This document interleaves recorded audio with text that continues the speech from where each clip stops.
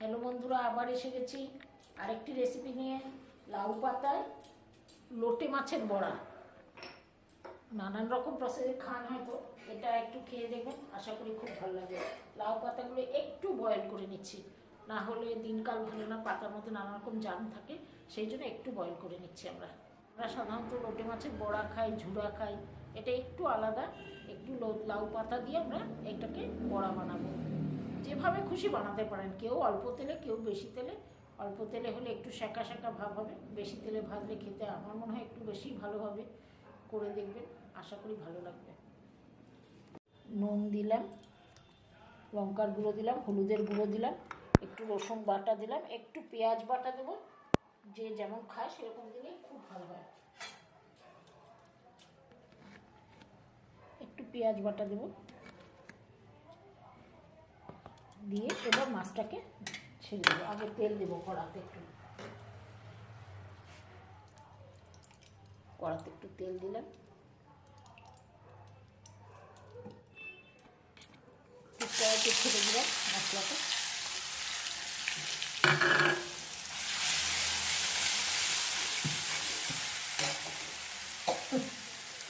একটু জল দেবো, নাহলে মশলাটা পুড়ে দেবো।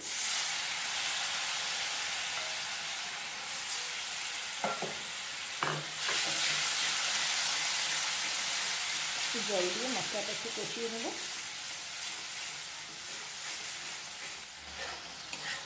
মশলাটা একটু ভাজা হয়ে গেছে, এবার আমি মাছগুলো ছেড়ে দেবো।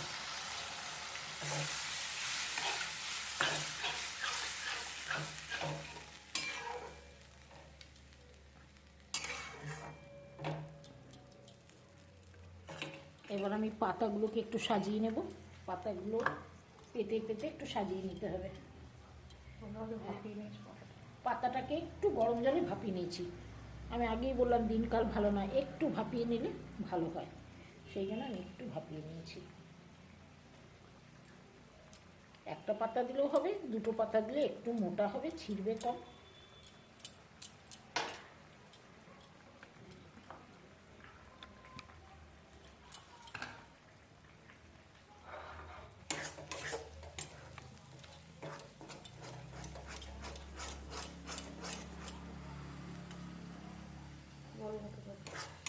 দেখুন বন্ধুরা, হয়ে গেছে মাছটা কষানো, একটু পুর বানানো হয়ে গেছে। এখন এটাকে একটু ঢেলে ঠান্ডা করে আমরা পাতায় ভরবো। পুরটা তৈরি হয়ে গেছে, এখন নামিয়ে একটু ঠান্ডা হতে দিয়েছি। এখন ভাজার জন্য একটু তেল বসাতে হবে, একটু ডিপ ফ্রাই করলে ভালো হবে।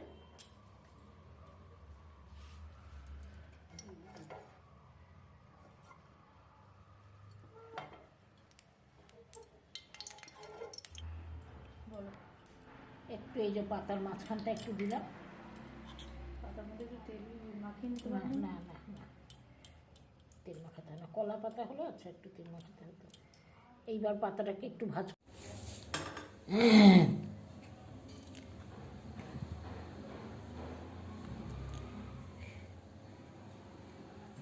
একটু বেসনটা একটু রেডি করে নেব। নুন, হলুদ, খাওয়ার সোডা চাইলেও দিতে পারেন, আমি খাওয়ার সোডা দিইনি।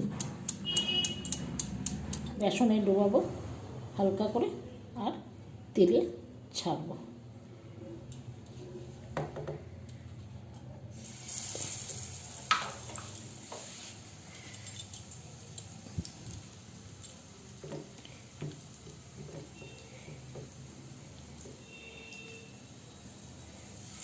শুধু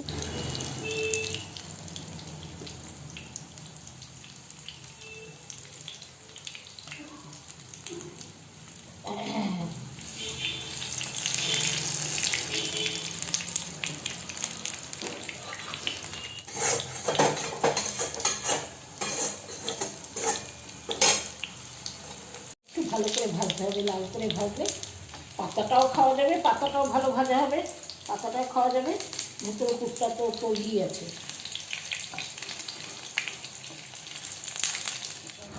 হয়ে গেছে বন্ধুরা আমার পাতায় লাউ পাতা বড়াটা ভাজা।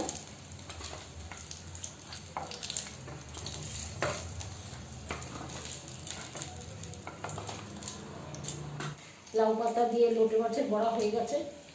আমি তো আপনাদের দেখার জন্যই করলাম, দেখবেন, ভালো লাগলে সাবস্ক্রাইব করবেন, লাইক করবেন, আমারও ভালো লাগবে।